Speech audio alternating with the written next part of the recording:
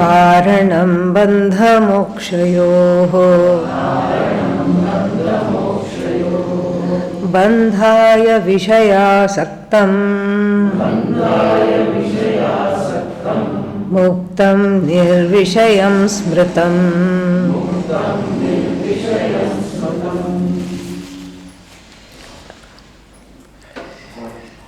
Nirvishaya, we have been seeing, is not to be taken as free of Vishayas, means free of objects.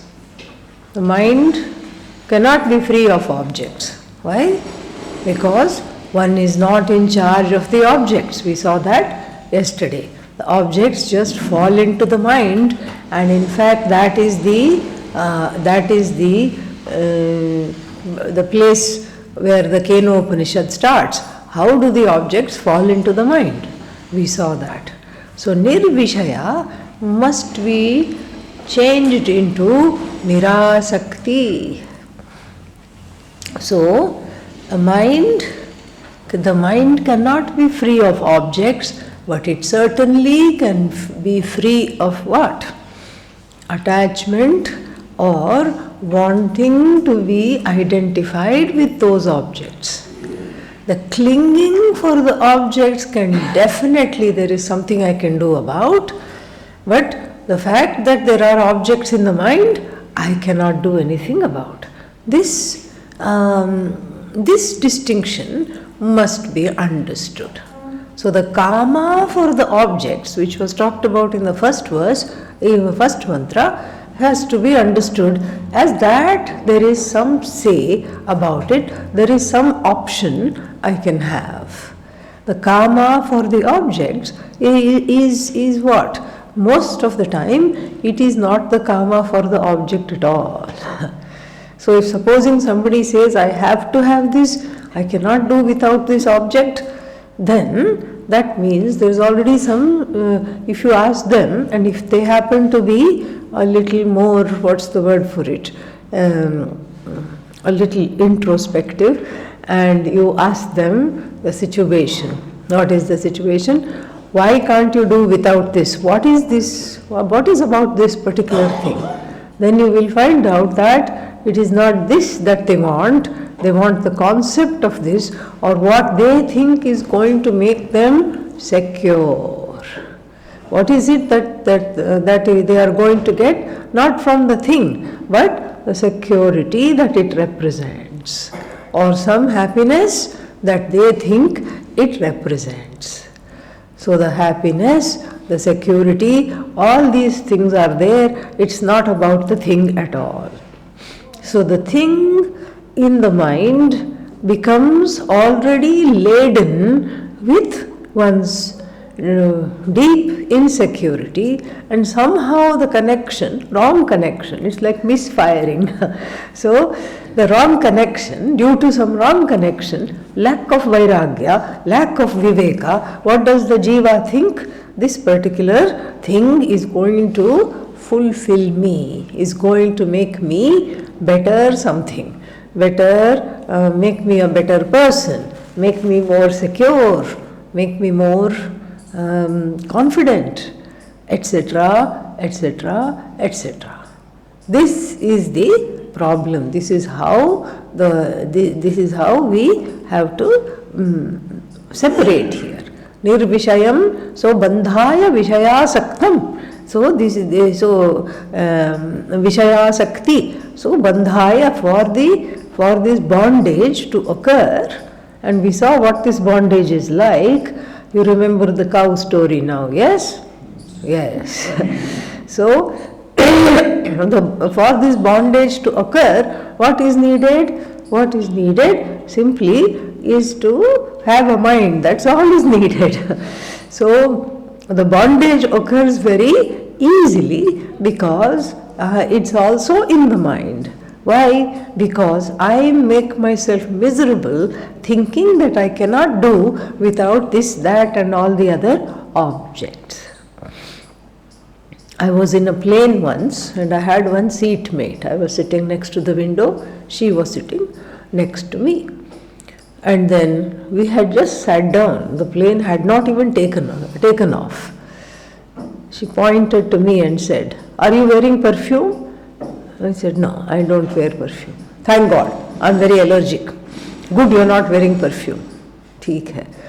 Then the two people sitting behind us, they were just having a normal conversation. It was nothing. They were just having some conversation about some phone and how it behaves and everything.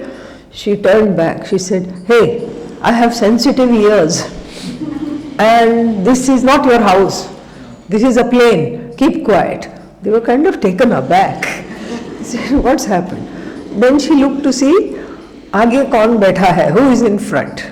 When she looked in the front, and then there was a 3-year-old child sitting next to the window along with the mother.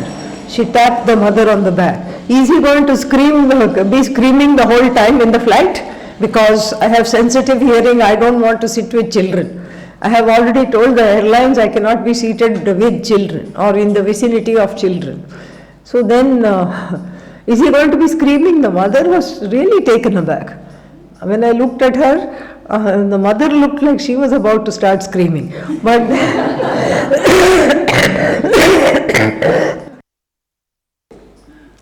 what happened was that the mother said, "No, no, no, he's a very good boy, he's used to flying, he will not scream." Then of course, aage, piche, everything taken care of. What's left? The middle aisle. There is also seats there. Then she looked over there and she pressed the button, flight attendant button. So the flight attendant came and said, "We are just trying to, if it's not urgent, please wait, because we are trying to board the plane." "No, no, it's a reseating issue." Again she pressed, and another flight attendant came. "It's a reseating issue." And that lady said, "Ma'am, once the boarding is complete, you are free to look at any free seat and go change and sit." She says, "I don't want to be reseated, I like my seat. I want this gentleman here to be reseated." "Why?" "Because he's eating something I might be allergic to." Yeah, he was eating something, he had brought something in the airport, he was eating his lunch or whatever he was doing. And then everybody sighed, because this was going to be a longer ride than they thought. And it never stopped. And then that cart came and some packaged snack was given, and then she said, "What does it have?" "Many things I can't eat, I can't even touch it." And the flight attendant, who had already been aware of this person, she said, "Lady, I did not make it, okay? So I don't know what's in it. You please read the ingredients." She says, "I can't read. In a moving plane, if I read, I get really sick and throw up." So I didn't want her to throw up, okay? So I quickly took it from her and I said, "Don't worry, I'll read." So I read out all the things.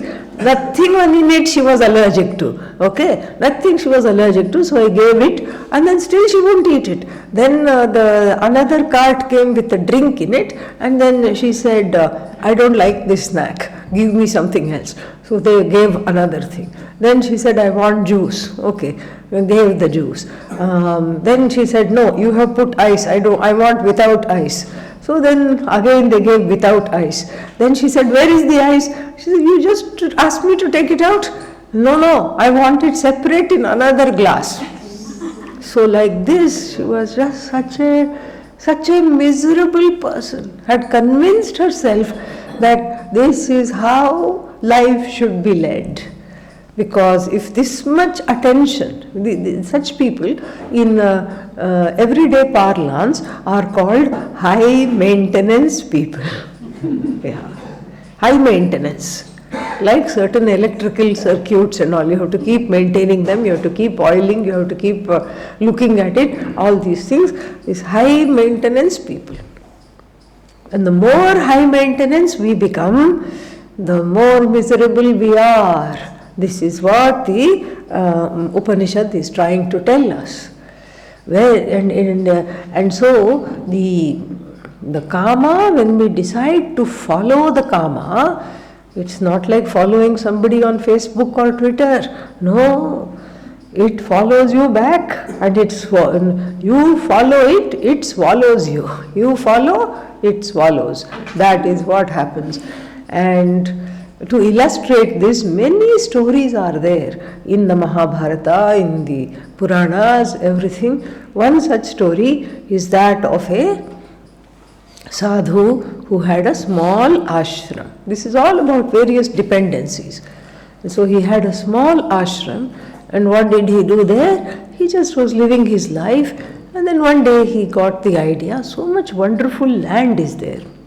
Why, I'm also aging, why go to bhiksha here and there?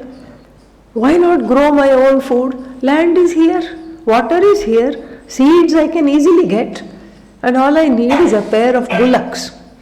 And these bullocks will till the soil, and then we can make nice, we can make nice crops, vegetables, and then I can just live a simple life. See, sometimes we complicate our lives by trying to make it simple.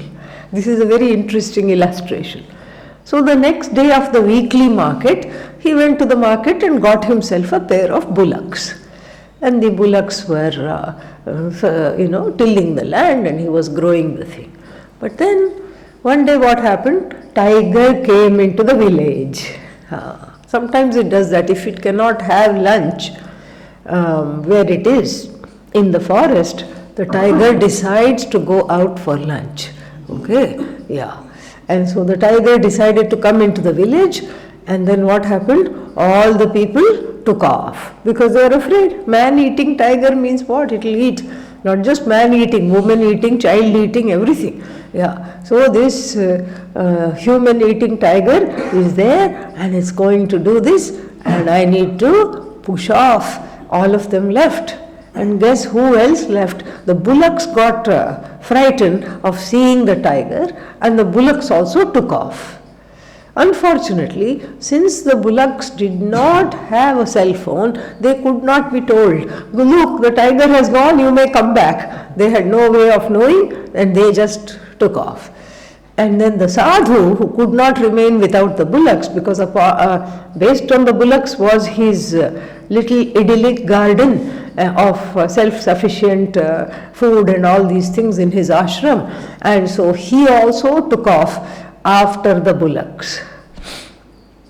And as he was running, trying to find the bullocks, thankfully all the shastra that he had studied came back to him, and then he stopped in his tracks and said, "Oh Kama, I am not going to follow you, because if I follow you, you will follow me back. So I don't want that." Then he relinquished the thought of the bullocks and then came back. This is, many such stories are like that. The other one also we know of Bharata. He had many, many lifetimes, and in one of the lifetimes, all the lifetimes are followed, and in one of the lifetimes he was a king who gave everything up and had again a small little kutia in the middle of nowhere. And then he saw one very terrible sight, that somebody shot a deer as it was crossing a small river next to his ashram, and pregnant deer. And the pregnant deer got very scared and immediately went into labor and birthed a small fawn and died away. And the fawn is there sitting in the water. Of course, the heart of this king turned sadhu went out to the fawn and scooped up the baby in its arm, nursed it, brought it. It was a premature baby, nursed it, and then got milk for it, and then kind of raised it. I mean, what does it know? It's a baby. It also got very attached to him because it was dependent on him literally for its life, and so it got very attached to him. He also got extremely fond of it, and first it was, okay, you stay right outside the kutia. Then, oh, poor thing, you're cold, come inside. Oh, you're still cold, here is a blanket for you. Oh, but wait, there's only one blanket. Okay, sleep with me in my bed. And then, like this. And then, as the fawn grew up, he could not stop fawning over it. That's why it's called fawn. And then it wanted to do normal things. What does a deer want to do? Go out and graze, make other friends, start a family, lead its life. He would not allow it to do that. When he went out, he was just, oh, when is it going to come back? Are other hunters there? What happened to its mother? Will it happen to you? And all these things, it was just, he was a mess and a wreck. And then finally the deer used to come back whenever it wanted, and he was just pining for it all the time. Finally one day it stopped coming back because it outgrew the need for the parent. But not him. He didn't outgrow the need, and he just died pining away and was denied moksha because of this one hang-up. Had to take another life, and then he was free. So, like this, all these stories are there to illustrate how a very small little fixation, even if you think it is very small, and it can be very damaging to one's self, to one's quest, to one's to one's very way of being. And so therefore the second verse says, muktam manaha nirvishayam smritam. Nirvishayam means you don't completely wipe it off all the objects, because that is not possible. You wipe it off the asakti, nirasaktam smritam. So, nirvishayam means nirgataha vishayaha yasmat, from whom all objects have departed. That cannot happen, because the objects are already loaded all the time in the head. Everything is between the two temples. So, nirvishayam must be read as nirgata asaktihi yasmat, from which the longing has been removed. So, there is a difference between an object and a longing.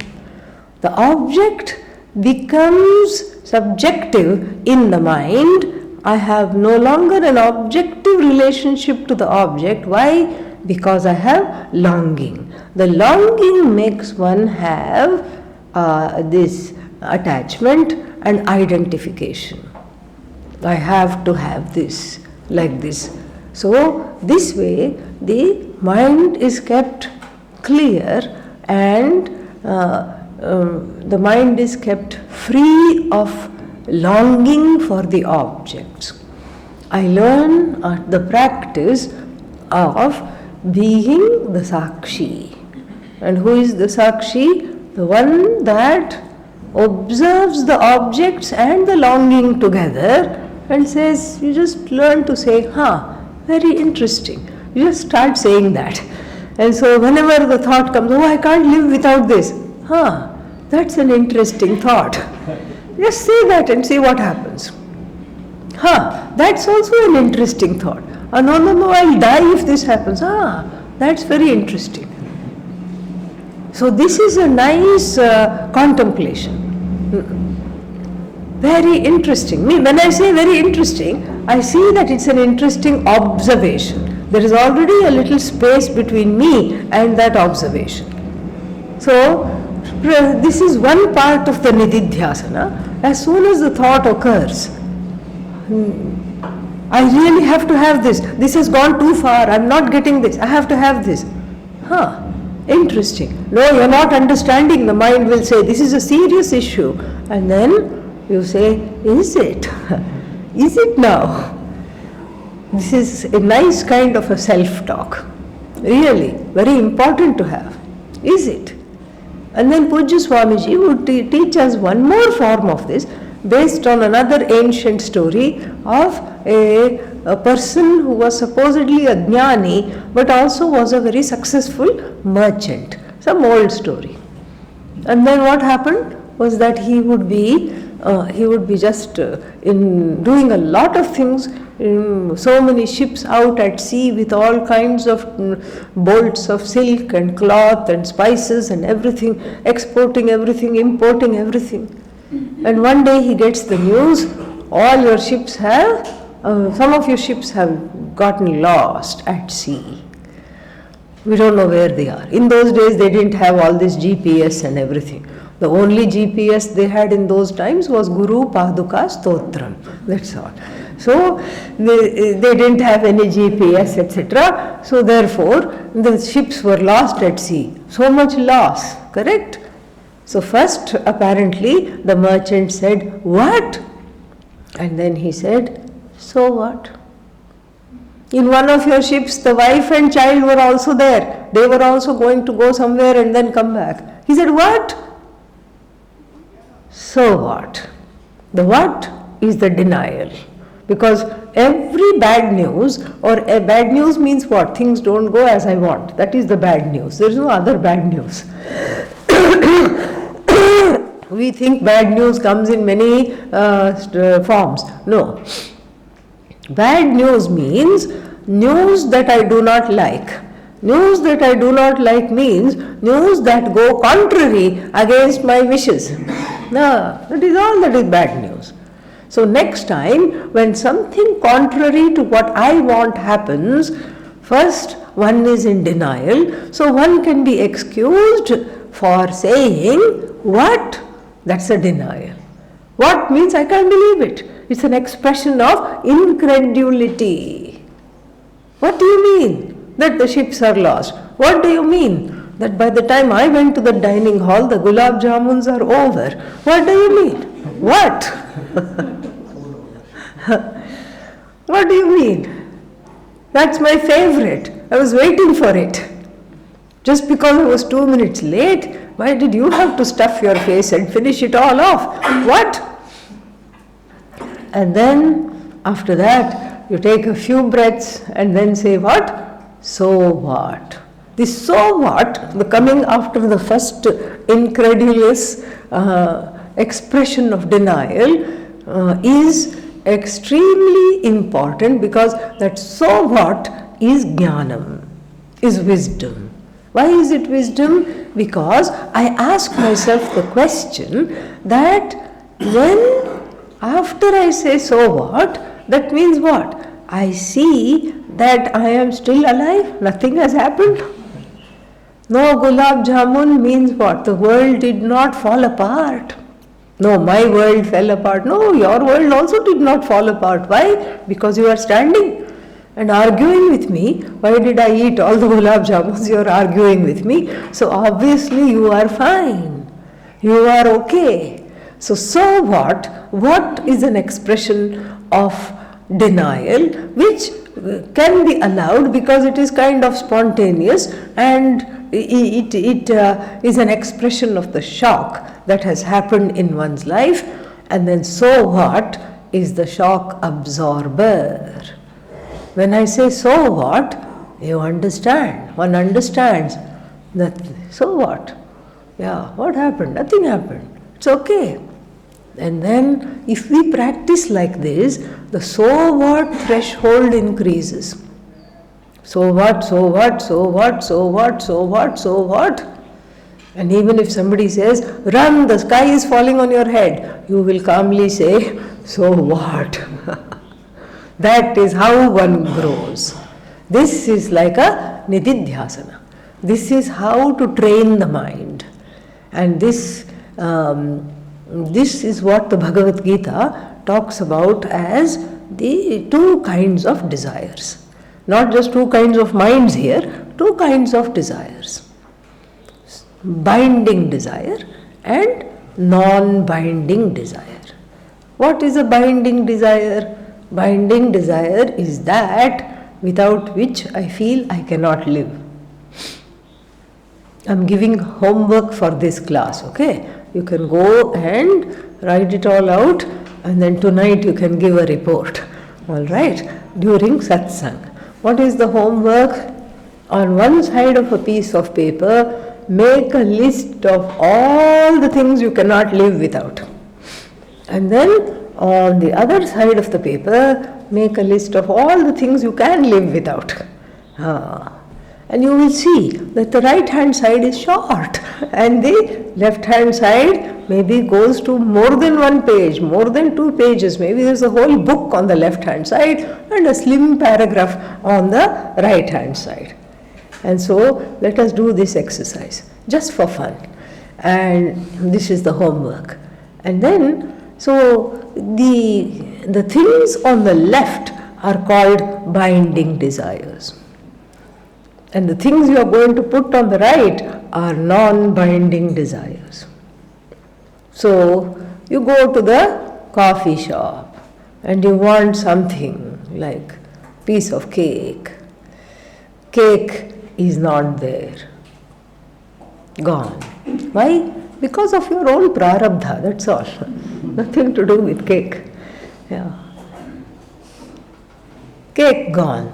And what does the person, a balanced person, will say, "Theek hai, doesn't matter, give me something else. Give me some other baked item that is there, croissant is there, this is there, that is there, so many things are there, let me have something. No problem, cake is gone, it doesn't matter." That means what? Cake is a non-binding desire for this person. Similarly, you go somewhere, in the train sometimes, you say, "I want coffee," and then there is no coffee. "Okay, I'll have tea." Easy. "Okay, coffee nahi hai, no problem. Tea is all right. Tea is not there. Hot water is all right. Something is there. Something hot is needed." In fact, in the trains sometimes, I think we are fooled, because in the morning, 5 o'clock early, half of the people are still waking up, everybody is just this thing, and the man with a big kettle and a few glasses climbs into the compartment. He says, literally, I've heard this. Yeah. And a sleepy person says, "Coffee? Coffee." Same kettle. "Tea? Tea."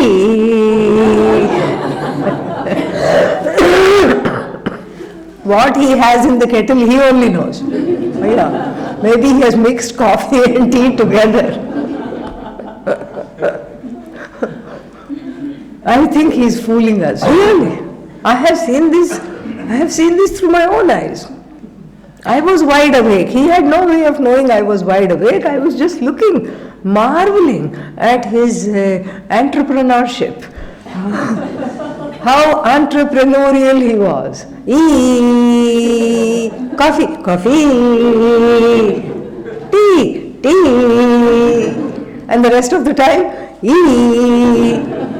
as he moved through the compartment. Only you could hear E.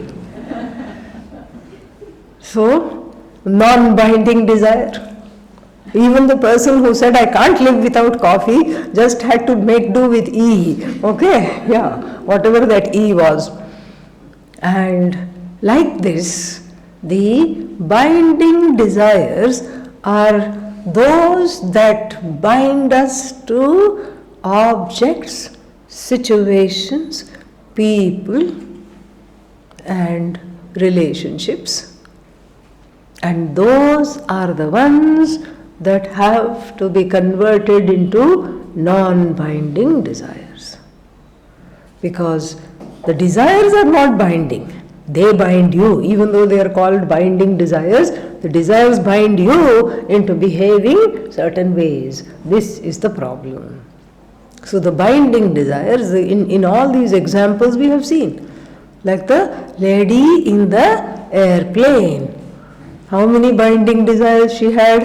OMG, yes. She couldn't live with anyone because the truth of the matter is she could not live with herself. She could not stand herself, could not live with herself. And so all these manufactured ideas, I can't live with this, I can't live with that, I have to have this, I have allergies, I have this, and oh, is that mold, oh, is this, is this that, is this, And that's why coming to India, even if one is not from India, coming to India is a great blessing, really. India is a leveler of binding desires. Here is where prarabdha flies high, and you are not allowed to have anything. This is a choiceless culture. You go to a restaurant and you go around breakfast time. What's for breakfast is breakfast. Simple. You go around lunch time, thali, finished. Yeah. One big plate will come with a few cups. And you can't say, I'll have this, I don't want that. Yeah, this also I have experienced. Once Pujya Swamiji asked me, there was some big interfaith meeting he had organized. And then all these world leaders had come, and he said, take them to have some breakfast and bring them to come see me. So then I took them, they did not know where the restaurant was, so I took them to this restaurant, and then they said, what is there? And the person said, idli chutney. And the man said, I think I know what that is. I like chutney. Can I just have the chutney without the idli? And I started to laugh. Because the poor waiter in Indian, what is that? In the Indian restaurant does not know how to give only chutney. How will he charge for it? How to give only chutney? And everybody made a little, it's just a regular restaurant, okay? And then so it's not like some 5-star restaurant. So 3-4 people from the staff came and surrounded us to see how this man is going to eat only chutney for breakfast. They were all very curious. ये चटनी खा के कैसे रहेगा? How will he live only eating chutney?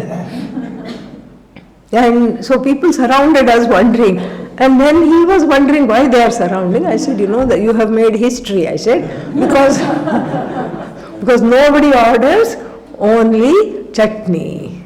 What is chutney? Upasechanam, side dish. Yeah, the side dish comes along with what? Main dish. But this sidekick wanted the side dish as the main dish. Well, what to do? This is what it is. In India, all this is just not there at all. Breakfast is for breakfast, and it's a completely choiceless culture.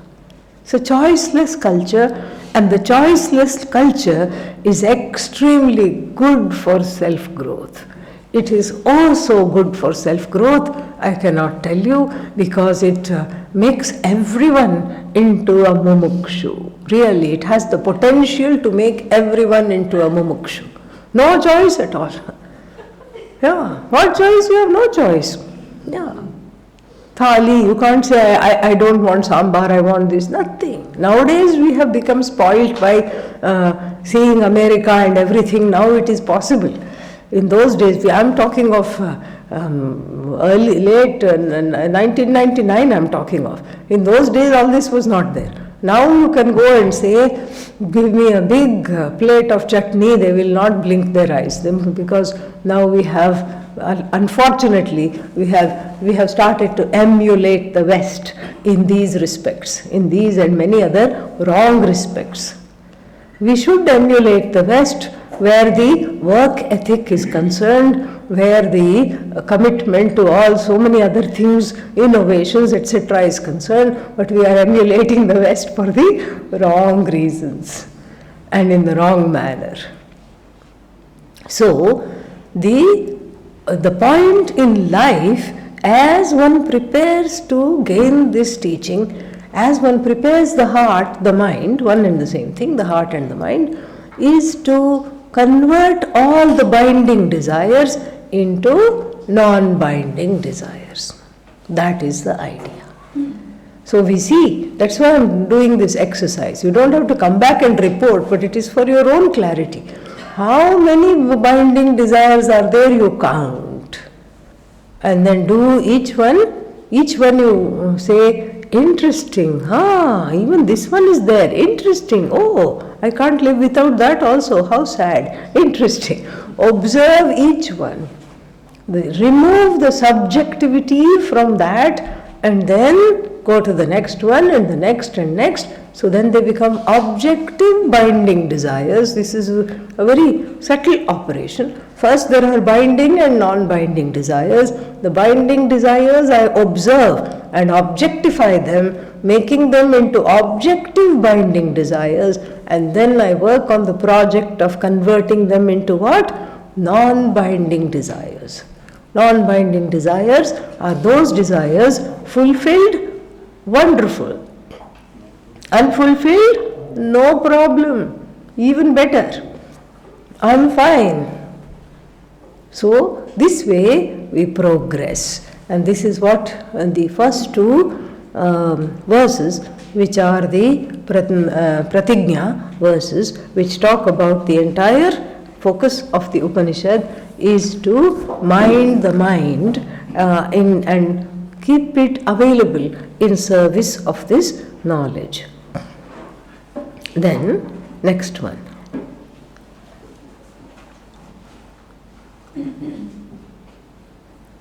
Yato nirvishayasya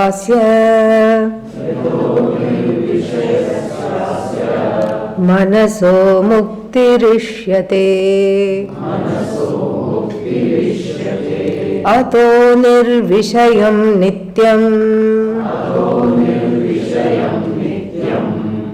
manah karyam mumukshuna.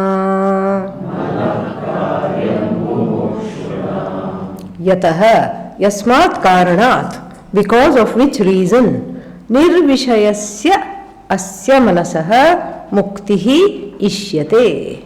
Muktihi ishyate. Ishyate here means is dependent upon, is contingent upon. Since the liberation,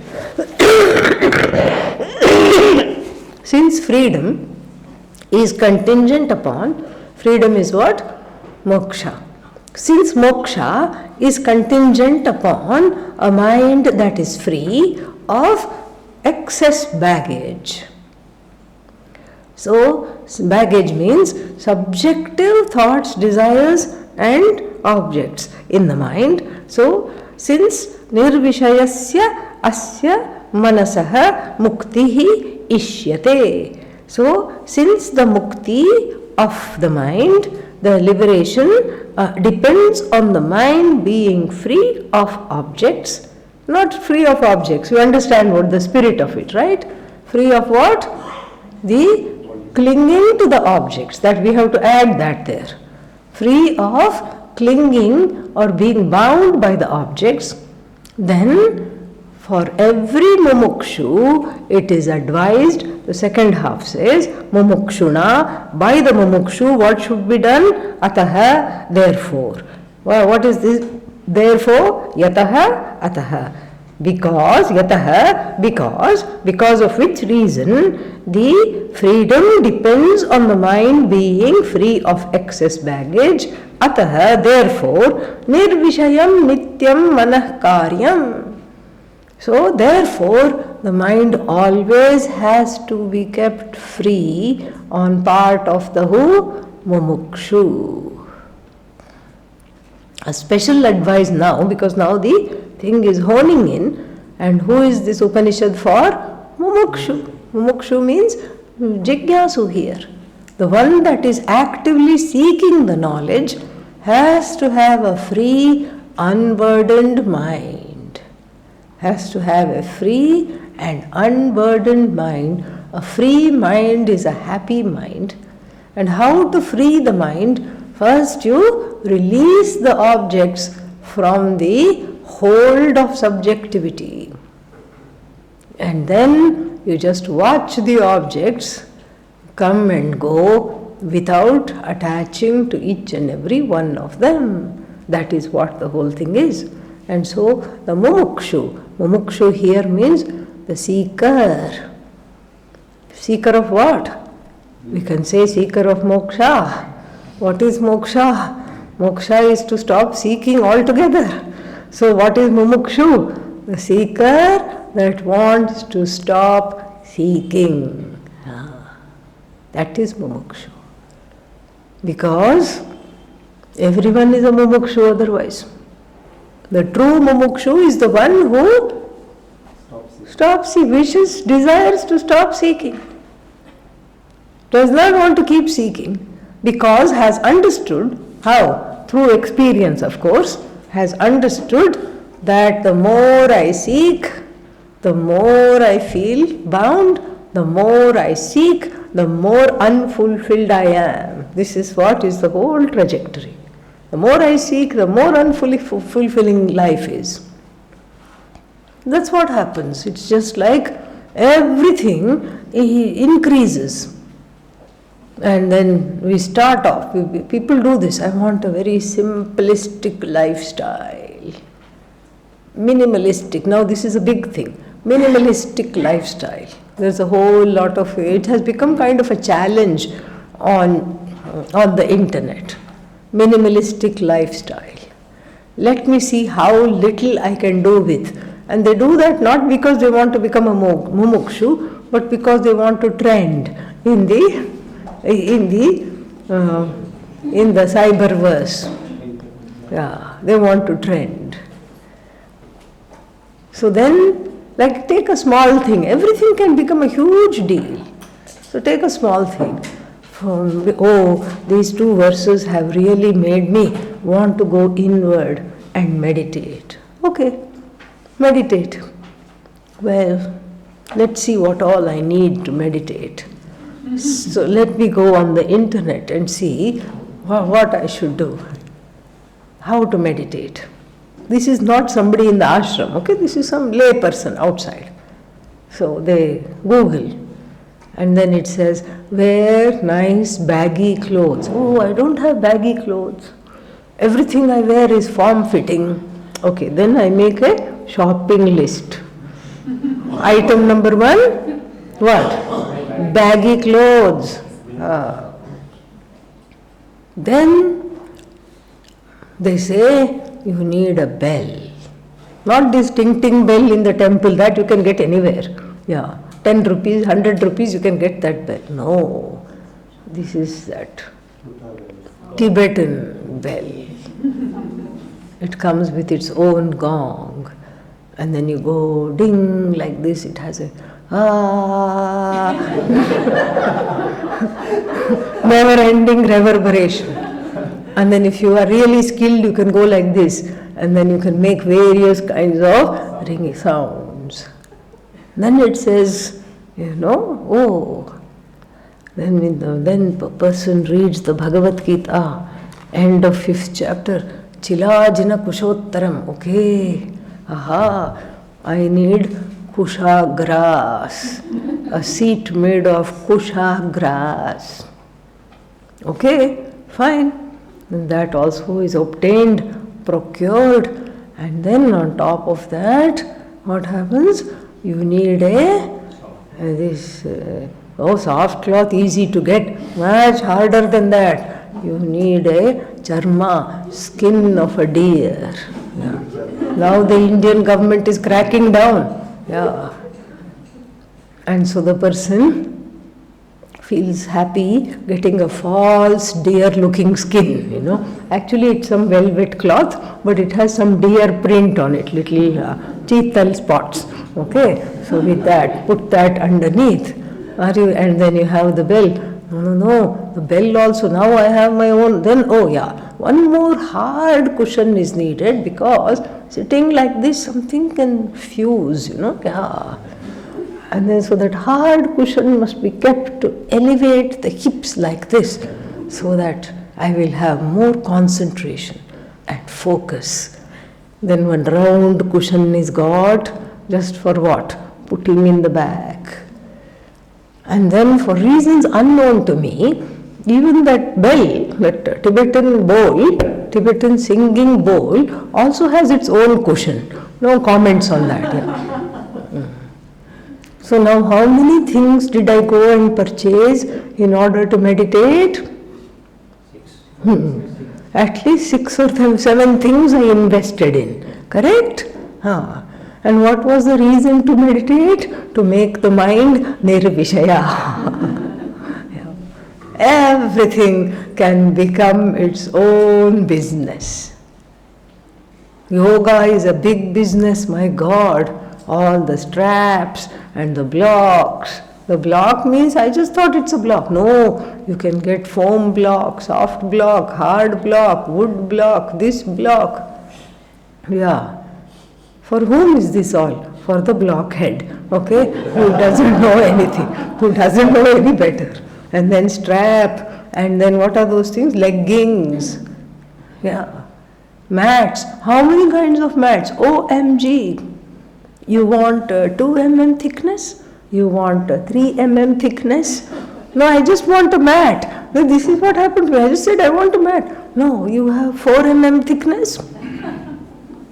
You want reversible or just one-sided, or you want like this, or you want like that. By the time you're through all this, then you have vairagya. For what? For the meditation itself.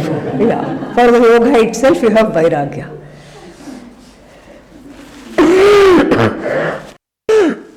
So, mumukshu therefore means the one who has decided to stop seeking.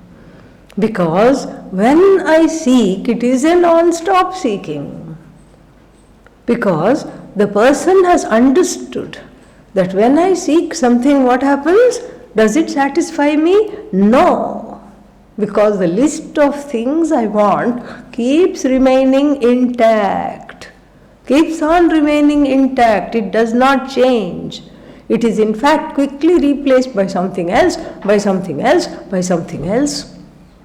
And one becomes a slave to yoga kshema pursuits. Yoga kshema means apraptasya prapanam yogaha. And whatever I don't have, I want to get. That's half of the pursuits, half of one's life. Praptasya rakshanam kshemaha. The other half of the life is protecting what I already have from you, of course, because this is all mine. And then you cannot have it, so I protect what I have, and then I keep on asking for what I don't have. And then there are certain things I have collected which I wanted at that time, now I do no longer want, so I have to get rid of them. And there are certain things which I never want to have, like wrinkles, grey hair, etc. So I have to keep everything at bay. So the whole life is based on these kinds of pursuits. The mind is preoccupied. The mind's favorite mantra is what if, what if, what if, what if, what if, what if, what if, what if, what if. What if this happens? Oh, it won't happen. No, what if it happens? And this what if mind means there is no trust. There is no Ishvara. There is no other source other than itself. It is belaboring under a wrong assumption. Even if you don't want to bring Ishvara into the picture, even if you say that, okay, even if you see, even if you can see that I am not a vacuum, I am not living in a vacuum, there are other people, there are other situations, there are other things in the world. I am not living in a vacuum. And so therefore what? Therefore, if the what if really happens, what will happen? Nothing will happen. Somebody will help me. Something will happen. But the what if person, or the person who is, has a bad case of a what if mind, has to really calm down. Because that person thinks the whole world is standing on my head.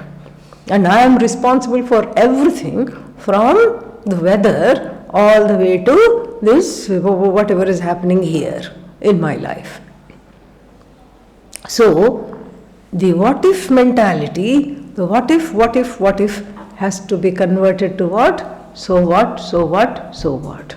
This is growth. Because the truth is, the mumukshu starts to understand. The truth of the mumukshu is that seeking freedom is a very general thing. Moktum ichha mumukshuta is a very general thing. Seeking freedom. Freedom from what? Once freedom from one thing makes me binded to another thing, makes me bound to one more thing. That has to be recognized. Therefore, we talk about the quantum leap from the mumukshu to whom? Jignasu. So, karyam mumukshuna, the karyam, the work of the mumukshu is keeping the mind intact, keeping the mind free of the baggage of seeking altogether. This is not so easy. This calls for many steps in between. What are they? First, we can see that no matter what I seek, I am not happy.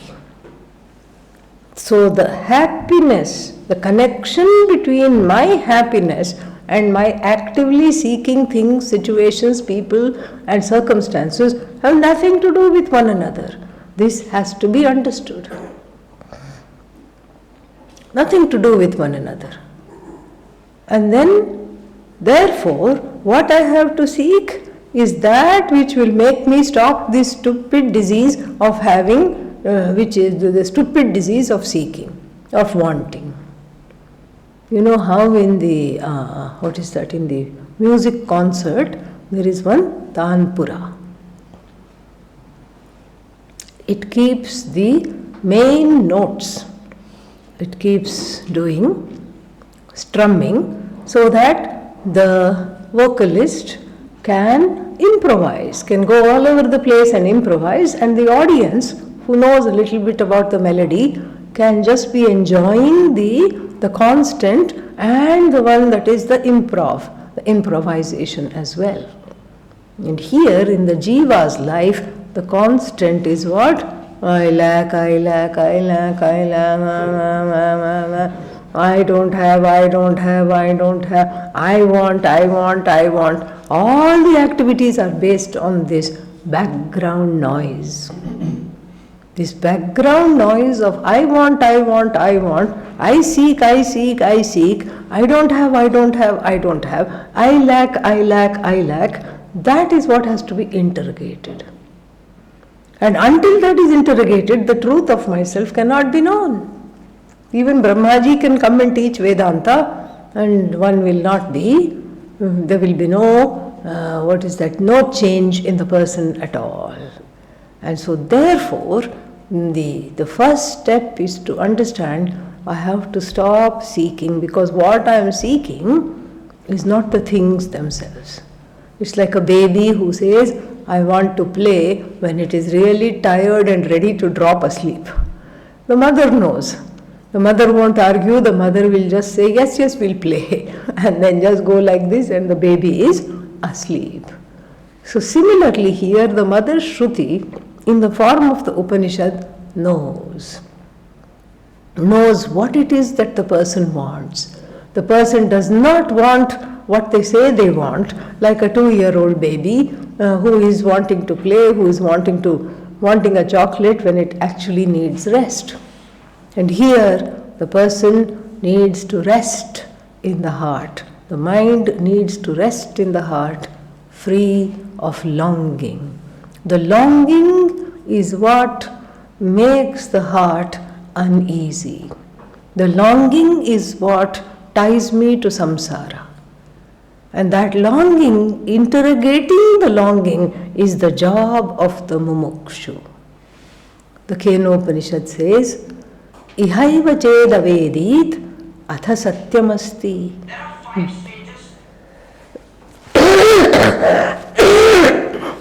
Ihaiva chedavedit atha satyamasti.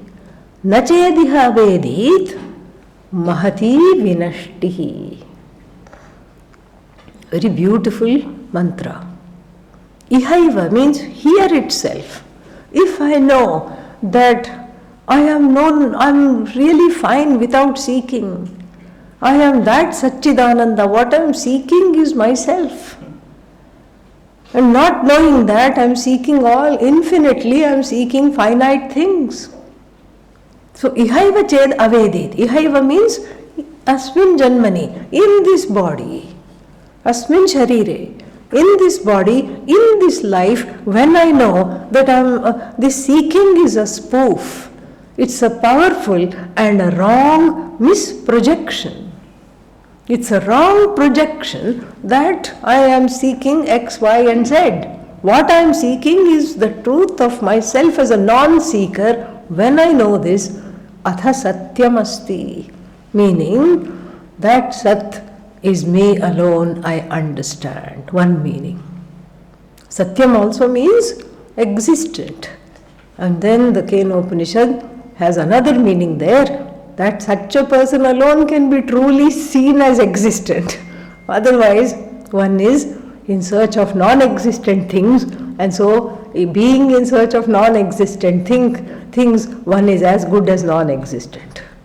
It's like the person in the Taittiriya Upanishad who says, Brahman nasti, the one who says there is no Brahman, there is no Ishvara, there is no Bhagavan. And the Upanishad says, asanne vasabhavati asad brahmeti vedachet. The one who says there is no Brahman is as good as non-existent. It's a rank form of self-denial. Seeking everything other than oneself is also likewise a rank form of self-denial. You're not inhabiting this life. You're not really living this life because you're in search of just non-existent things that are not going to fulfill, that are not going to put an end, a full stop to your life story of a seeker. Because nothing you gain is going to be enough. The seeker won't stop. The seeker has to stop. Iha chedavedit atha satyam asti.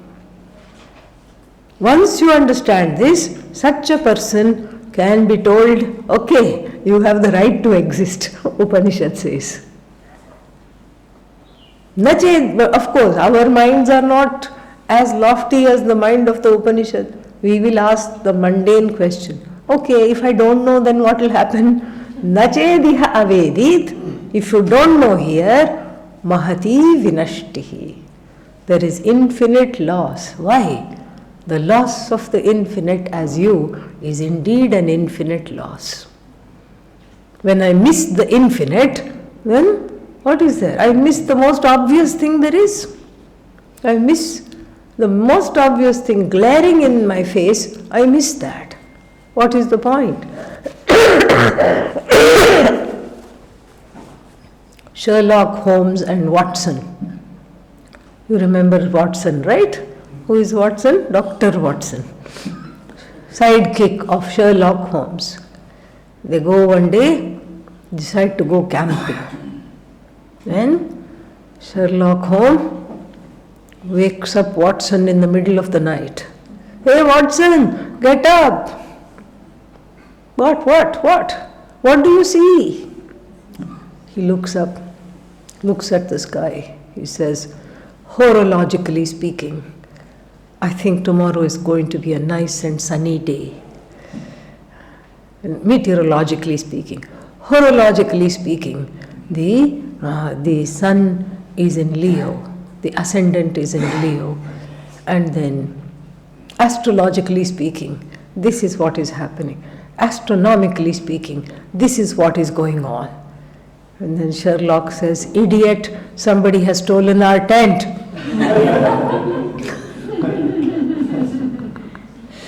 This is what is the difference. When we miss the obvious, when we miss the infinite, we keep on infinitely searching. Therefore, far better it is to be the seeker of the infinite than an infinite seeker. Om Purnamadav Purnamidam Purnat Purnamudachyate Purnasya Purnamadaya Purnamevavashishyate. Om Shanti Shanti Shanti. Harihi Om Shri Gurubhyo Namaha.